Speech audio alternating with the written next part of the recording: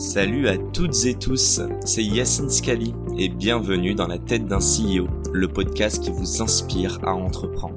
Je vous propose tous les lundis une conversation authentique avec des entrepreneurs et des figures hyper inspirantes pour, je l'espère, vous permettre à votre tour de réaliser tous vos projets et impacter notre société positivement. N'hésitez pas à vous abonner au podcast et nous dire ce que vous en pensez en commentaire. Sans plus attendre, je vous souhaite un excellent épisode.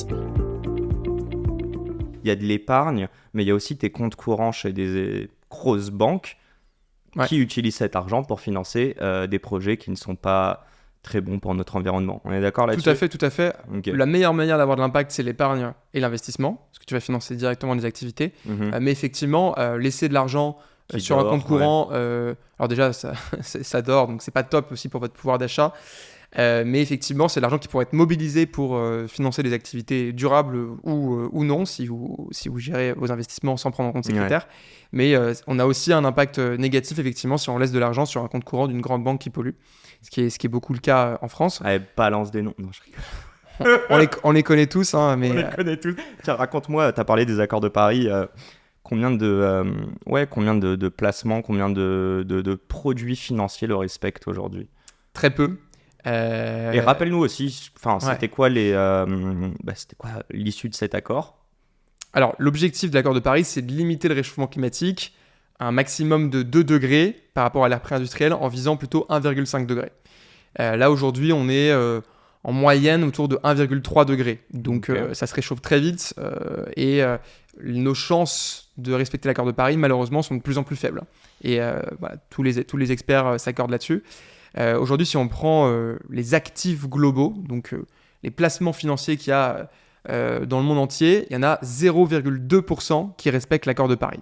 Donc c'est vraiment une petite goutte d'eau dans la finance mondiale qui est alignée. Et donc, on se rend compte que vraiment la finance, l'industrie financière et donc l'épargne n'ont pas du tout pris la mesure du changement climatique. Mais pourquoi il n'y a pas de contrôle, de répression là-dessus ? C'est quoi le problème ? Alors non, c'est pas interdit de polluer. Hein. Donc c'est sinon ça, on aurait réglé le problème. Mais donc du coup, l'accord, c'est quoi ? C'est juste en fait des guidelines qu'on aimerait que les gens suivent. Grosso modo, voilà, il y a des choses qui sont mises en place, ça dépend vraiment d'un pays à l'autre. Mais il n'y a rien qui va contraindre l'industrie financière à s'aligner avec l'accord de Paris. Les contraintes qu'il y a sur le plan réglementaire, ça va plutôt être des contraintes pour lutter contre le greenwashing. On a de moins en moins le droit aujourd'hui de dire mon fonds il est super vert et c'est un fonds climat et il finance les énergies fossiles, même si ça se fait encore beaucoup et ça se faisait encore plus il y a quelques mois. Mais il n'y a rien pour contraindre vraiment les sociétés de gestion ou les acteurs du secteur financier.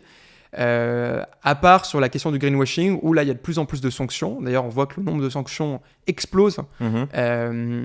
Et c'est un peu la seule manière de contraindre aujourd'hui les acteurs. L'argent, c'est ça la seule manière, c'est les thunes en fait. Ah, de mettre des sanctions ? Bah oui. Oui, c'est la seule manière de le faire, mais ça permet de lutter contre le greenwashing, ce qui est déjà bien, mais c'est peut-être pas suffisant. En fait, il faudrait mettre en place peut-être des incitations fiscales à investir dans des fonds qui sont véritablement verts, mettre des définitions plus précises de ce que c'est qu'un fonds vert. Un fonds vert, aujourd'hui, il y a quelques mois, ça voulait dire encore, pour prendre en compte le principal label en France, qui est le label ISR, Investissement Socialement Responsable, il y a encore quelques mois, on pouvait être labellisé ISR et investir dans les principaux géants des énergies fossiles, même avec en première position. Et quoi, parce qu'on a 1% de bonne invest ? Même pas, c'était plus en fait une question de reporting. C'est la RSE, c'est comment tu braines ça. C'était extrêmement simple d'être labellisé ISR, il suffisait d'en avoir la volonté en fait, pas de vrais critères, pas de critères d'exclusion. Là désormais, ça change, parce qu'après des années, quasiment 8 ans de critiques sur ce label, qui a perdu vraiment en crédibilité auprès des épargnants et même des professionnels, les choses évoluent. Et après une longue consultation qui a duré plus de 2 ans, ils ont enfin décidé d'exclure en grande partie les énergies fossiles. Donc tous les nouveaux projets d'énergie fossile sont exclus, ainsi que les énergies fossiles non conventionnelles. Alléluia. Donc voilà, on avance, mais en fait, un fonds vraiment vert, c'est pas forcément uniquement un fonds qui exclut les énergies fossiles, ça va être un fonds qui respecte l'accord de Paris, qui prend en compte des critères de biodiversité. Et donc tout ça, on n'y est pas encore. Mais au moins on avance dans la bonne direction et il y a un peu moins de greenwashing qui est possible et ça crédibilise un peu ce qui se fait de bien dans le secteur, parce que même nous, avec une approche très sérieuse, on en souffrait tellement il y avait de greenwashing dans l'industrie en fait. Ok, bah on va reparler de ça, on va rentrer dans les détails de Goodvest. Déjà, petit disclaimer à tous les putains de climato-sceptiques, ce podcast n'est pas pour vous, on n'est pas là pour essayer de vous convaincre, on est tous convaincus qu'il y a un gros bordel avec notre environnement. Ma première question est simple pour toi, est-ce que t'es écolo, mec ? Bah j'essaie de l'être, Est-ce que tu l'as vu comme un mot péjoratif historiquement aussi, ce mot écolo ? Non. En réalité, j'ai jamais vu le mot écolo comme péjoratif. Il y a certaines approches qui vont pas être les bonnes. Tu vois, il y a une campagne de pub en ce moment dans le métro je crois que c'est Mouvance, la start-up qui aide les particuliers à utiliser la mobilité verte. Ouais. Ils ont fait une campagne de pub dans le métro en montrant que il y avait d'autres manières de s'engager sur le plan écologique qu'en aspergeant la Joconde au Louvre de peinture. Je trouve que c'est une bonne... c'est un peu le seul truc qu'on peut trouver négatif, c'est quand il y a des actions comme ça qui font pas vraiment avancer la cause, parce que certes... Mais qu'il faut en parler. On en parle, mais on en parle mal en fait. On en parle sur le plan... je pense qu'il y a d'autres manières de le faire. Il faut être activiste, mais il y a différentes manières de l'être. Mais non, j'ai toujours vu ça de manière plutôt positive. J'ai pas toujours été écolo. Je pense que mon engagement environnemental s'est vraiment développé pendant le Covid, pendant mon master, où j'ai côtoyé pas mal de camarades qui étaient très engagés. Et donc Tu mangeais de la viande ? J'ai eu Alors là, je suis pas végétarien. Je suis flexitarien. J'en mange très peu, et surtout, j'essaie de pas manger de viande rouge plutôt, parce que toutes les viandes n'ont pas le même impact carbone, et d'ailleurs certains légumes vont polluer beaucoup plus que du poulet, quoi. Donc bon.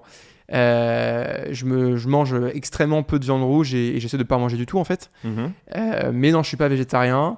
Je prends très peu l'avion, mais c'est possible que je prenne l'avion une fois dans l'année, quoi.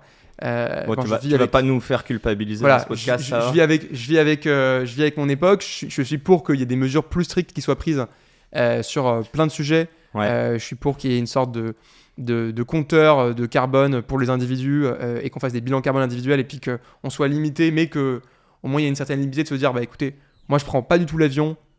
Certaines personnes vont prendre un peu plus de viande, d'autres personnes vont se dire écoutez, moi je mange zéro viande et je fais très attention à ma consommation, j'achète que des vêtements aussi, des vêtements d'occasion, seconde main, et je m'autorise de prendre l'avion très rarement. Je pense qu'il faut aller plus loin. Mais il y a un moment, il faut vivre avec son époque aussi. On a une vie sociale, et c'est compliqué de tout faire. Il faut faire des efforts. Déjà, j'en fais sur le plan professionnel et sur plein d'autres sujets. Mais on peut toujours s'améliorer, et ce qui compte aussi, c'est la trajectoire. C'est quoi l'effort qui te fait trop chier ? Alors franchement, ce qui m'embête le plus, c'est l'avion. Où en fait, j'ai une partie de ma famille qui habite au Liban. Et c'est très compliqué aujourd'hui, quand on est un jeune en 2020, de plus du tout prendre l'avion, quoi.